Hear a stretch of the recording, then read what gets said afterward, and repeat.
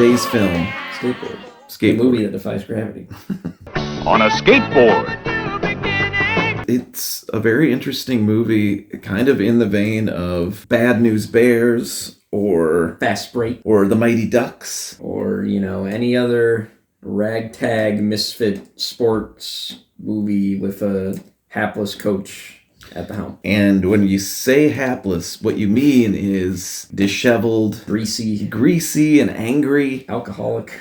Asshole. I don't know if he was an alcoholic. He wasn't an alcoholic. He wasn't playing against type. Yes. So the only thing he really drank was Mountain Dew. One of the first skateboard movies, right? I mean, there's not too many of them to begin with, honestly. Thrashing. You got Gleaming the Cube. You got Shredder Orpheus. Yep. Oh, the Skateboard Kid. Oh, yeah. There's two skateboard kids. Where Dom DeLuise, I think, does the voice of the skateboard. Yeah. Does he also so he did Munchie and the skateboard? Yeah. Wow.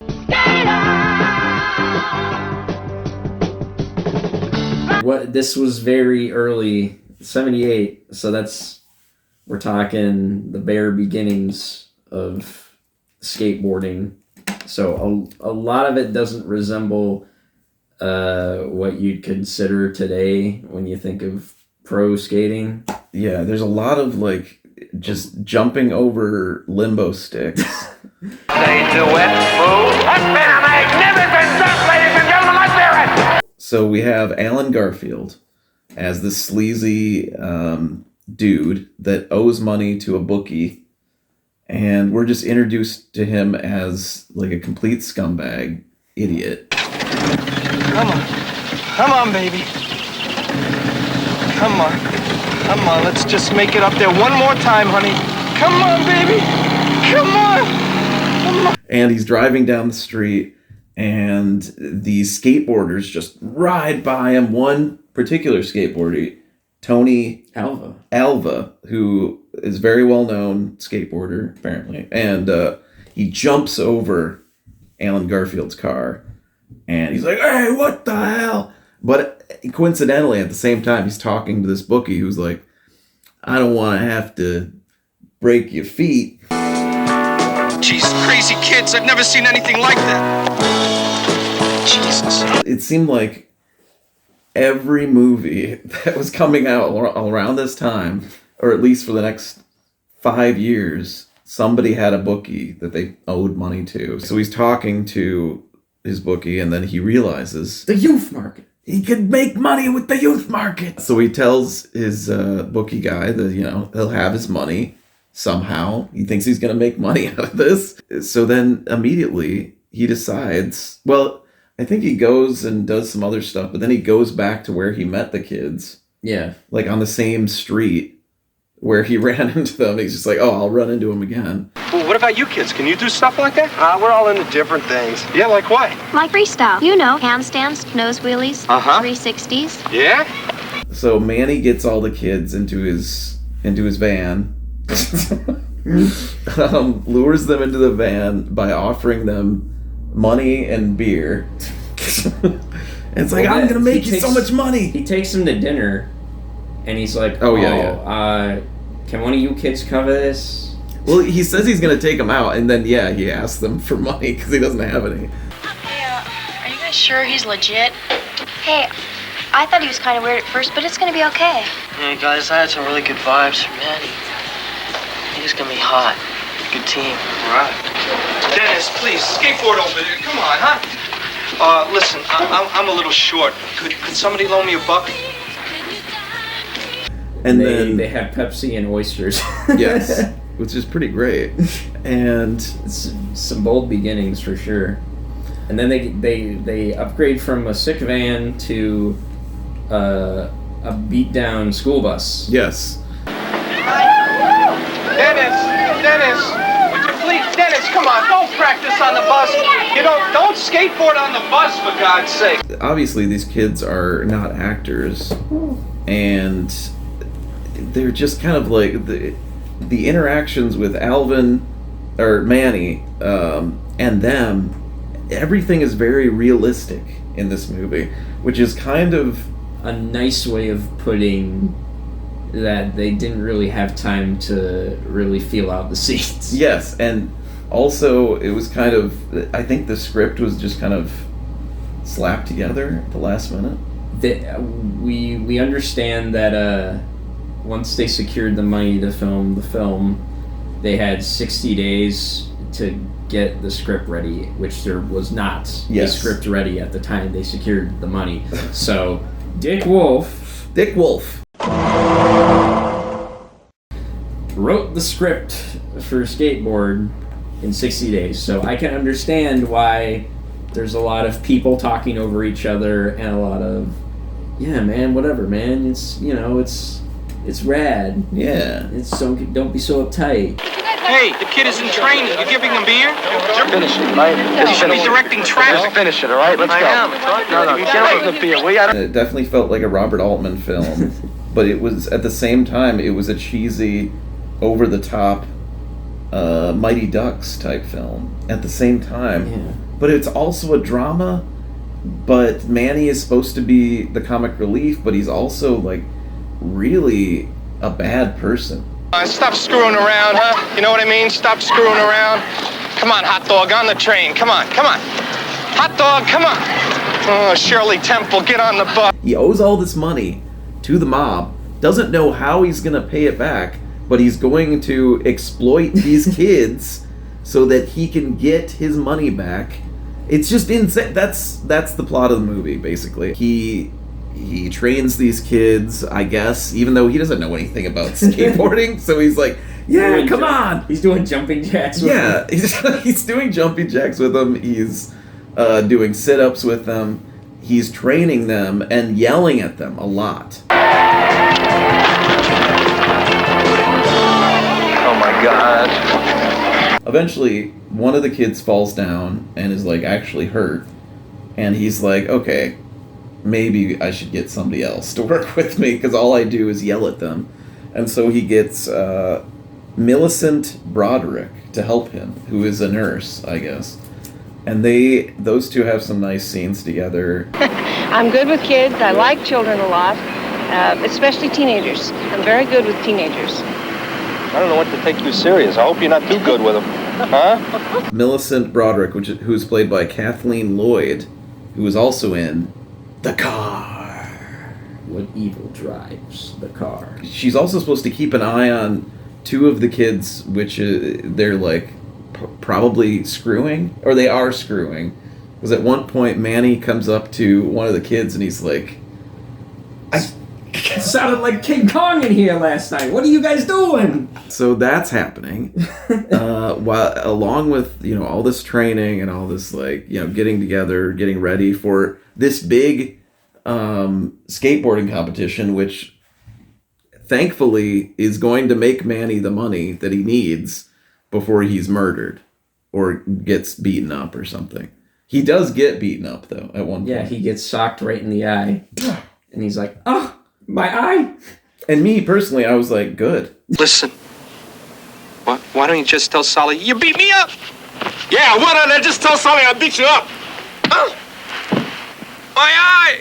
It's real interesting, that scene, because the dude breaks into Manny's hotel room. Yeah. But before that, they do a panning shot Throughout through the across the windows of each of the hotel rooms, like it's the Evil Dead. Yeah, it's a very creepy, very like horror voyeuristic kind of shot. He's got pressure from his bookie. He's training. There's all this, you know, tension happening because he's feeding these kids beer like nonstop, like all of the kids. And the kids drink more than the grown schlubby dude does, which is weird because you'd expect the schlubby guy who's coached to be drowning himself in it. So intermingled with all of this going on, we see a lot of competition stuff.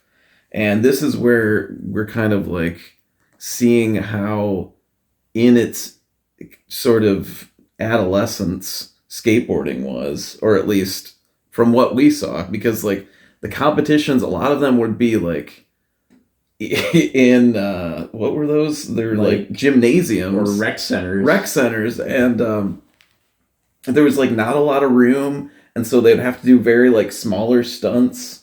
And then there were shots of them like skateboarding in like pools and stuff, because there were ramps. I guess LA was having a drought at the time, so all the pools were empty. But you could tell that a lot of those ramps were just like, they looked very like primitive as to like what you see now, and the huge ramps that you see, the professional ramps. And so it was really interesting to see the kind of beginnings of skateboarding. And how you shoot skateboarding as like a way to promote it. The movie doesn't really have an antagonist. The only antagonist was the bookie. And he's not really that... He's not really that imposing. No, not really. And even at the end, well, I don't want to ruin it, but it's just like, it's kind of an anticlimax. Yeah. At the end. Yeah. As far as, you know... It could have ended like 3 different times before it actually did. Yeah. And then it ends like in a very 70s...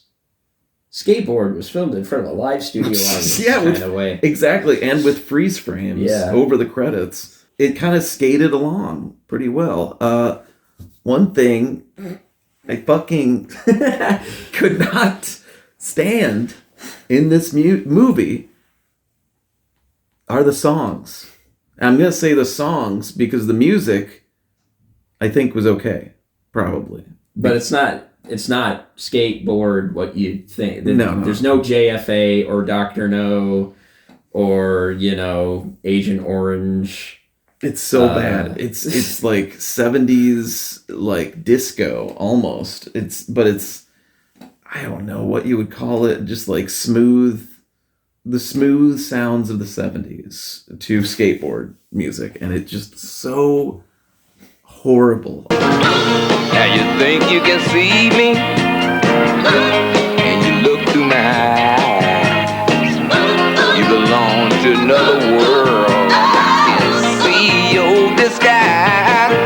You better ride out, you better ride out all your life. But apparently the music, like the soundtrack music, was done by Mark Snow, who is more famous for The X-Files. So we have 2 TV veteran types. We have Mark Snow, and then who's the other guy? Dick Wolf. Dick Wolf.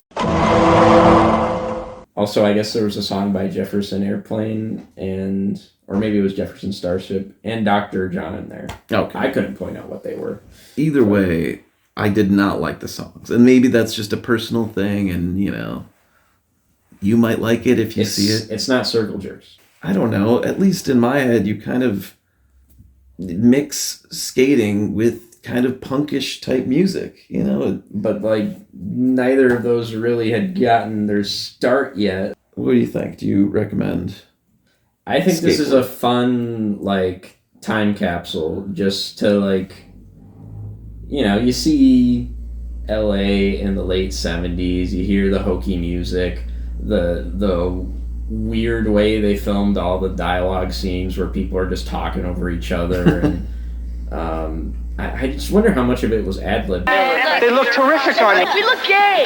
You look gay? Yeah. It's all in your mind. If you think gay, you are gay. Yeah, there were a lot of memorable lines that just seemed really kind of off the cuff. Yeah. And maybe not on the script, which was made in 60 days. And just some of the shot framing, like some shots just go on too long when, like, in any other movie they go for like a close-up, and then some or scenes, like another reaction. Some scenes are just like cut immediately. Yeah, they cut to like 3 different people right in a row. And it always seems like it's jumping between being a teen drama or a comedy and a documentary about an actual skateboarding team, a silly romp. It's just it's all over the place. Yeah. But it is, in the end, it's pretty reminiscent of, you know, Coach, Team,